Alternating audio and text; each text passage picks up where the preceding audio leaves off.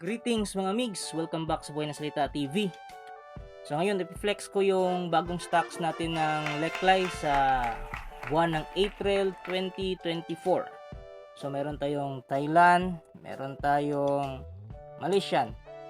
Saka yung old stock natin na Malaysian, tatlo na lang. Kasi hindi ko yan i-release ng yung presyo na parang hinihingi na lang. Ayoko ng ganon kasi yung quality natin maganda. So, unahin natin tong Thailand ng mga Leklay. Pero bago yan mga migs, ini-invite ko kayo na i-subscribe ang channel na ito kung hindi pa kayo nakapag-subscribe, at saka paki-like na rin ng video at paki-share ito sa mga kilala nyo. So ito, unahin natin to. Napakagandang Rainbow Leklay. Yan mga migs, oh. Solid na solid. Yan, parang may mukha pa doon sa gitna, oh. Parang matanda na may balbas. Yan, may dasal po ito kasi Thailand po ito. Sinadya pa nila na hindi ilagyan lahat ng pandikit para makita yung likod, na pati yung likod niya ay rainbow din.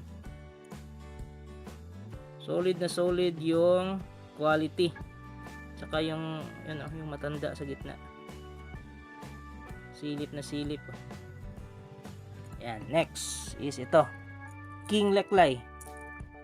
Yan, merong King Leklay na buo. Kasi yung sa mga paublong natin na mga pendant, cut yun eh. Hinati yun sa ibabaw at sa ilalim. Pero ito, buo. Yan, no? Buo. Itim na itim. So, grounding, pang negosyo. Parang may mata din, no? Ayan, no? Parang tao din na, nakayuko. Parang King Kong. So, meron itong dasal kasi Thailand. So, maganda ito sa grounding, pang protection sa mga negative energy, sa mga kulam at ano pang mga masasamang mahika. At saka nagagamit din ito pang negosyo kasi meron itong dasal. Pwede kang mag-wish. Pwede mong magamit for business purposes. So, yan mga migs. Message na kayo. Saka ito din, Thailand nito. Solid na solid din na pagka-rainbow. Yan, no? Halos lahat ng Thailand ngayon parang mga parang may mga mukha lahat. Ito din, oh. Doon sa gitna yung mata niya. Yan, nakayuko. Parang bata. Yan, dito kahit sa likod, oh. Ganda, oh. May silver. So, all of the above na ito, eh. Yung galing niya kasi may dasal.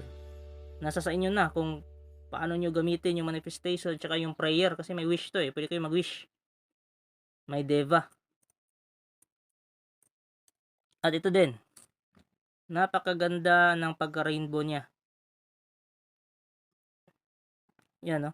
Kitang-kita naman. Sa likod. Sa likod, nakakat na siya sa likod. So, ito yung stone portion niya. Ito yung Leklay.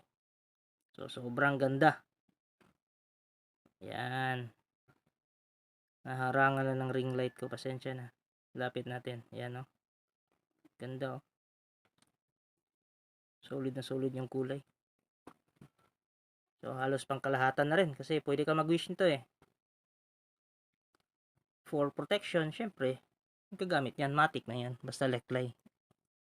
Ito yung old stock natin.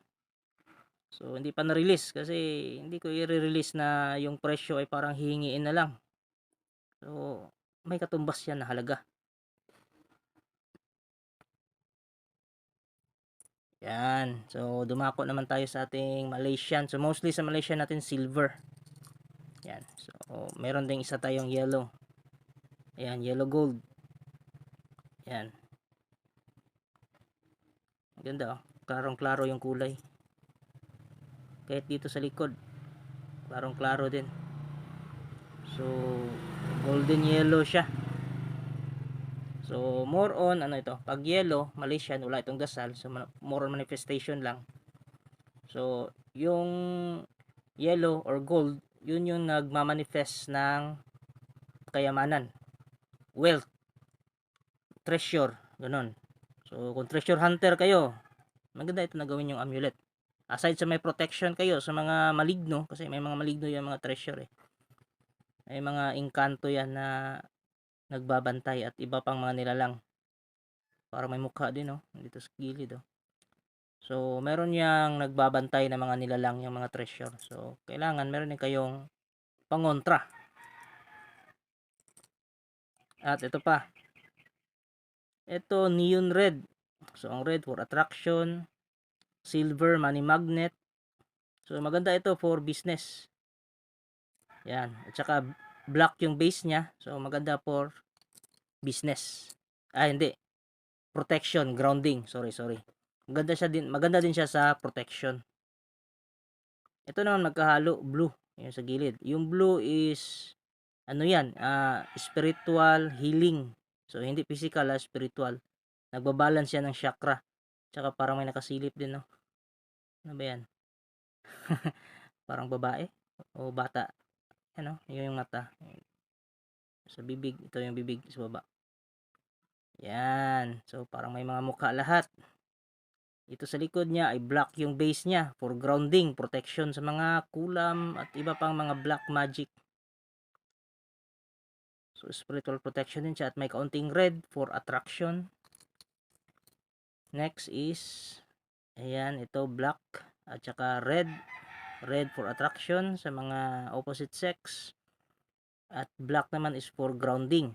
So, ito yung nagnanalify ng mga negative energy at mga black magic. So, maganda for protection ito at attraction. Ito naman, purple. Ang ganda-ganda na pagka-purple nito sa personal. Pero dito sa camera, siya, ano pa oh, kumikisla pa oh, parang may mga glitters. Yan. Purple siya. Ang purple po is for ano yan, enhancement ng third eye chakra. So, hindi ibig sabihin mabubuksan ang third eye nyo. Ini-enhance lang niya ang inyong third eye chakra. So, nasa inyo pa rin. Dapat mag-meditate kayo. Huwag kayong shortcut ng usal-usal dyan. Alam mo, sa mga tunay na mga sidekick practitioner, more on meditation talaga sila. Yung mga tao talagang may mga third eye. At saka advice nila sa mga hindi gifted, tulad natin, na mag-meditate talaga. More on meditation talaga yung pagbubukas ng third eye. At next is, yan, silver money magnet. At hindi masyadong klaro sa camera pero dito may red. Neon red. So may sumbalik ito. Meron siyang attraction sa kapwa-tao. So panghalina sa kapwa-tao. At the same time, meron siyang pang sumbalik. Tsaka yung silver niya is reflective din. So sumbalik din. Tsaka yung pagiging black niya, ang ganda oh. So maganda din ito sa grounding. So protection din ito. Protection, sumbalik, money magnet. So sa mga nagninegosyo o nagtatrabaho na maraming mga inggitero at inggitera na kakumpetensya o katrabaho, ito maganda to. Ito naman is, ay baliktad dito. Yan, red. Red na red, oh. Klarong klaro yung red niya. So more on attraction ito. So panghalina lang. May kaunting black pang protection pero hindi ganoon kalakas kasi kaunti lang yung black niya eh. So panghalina talaga to.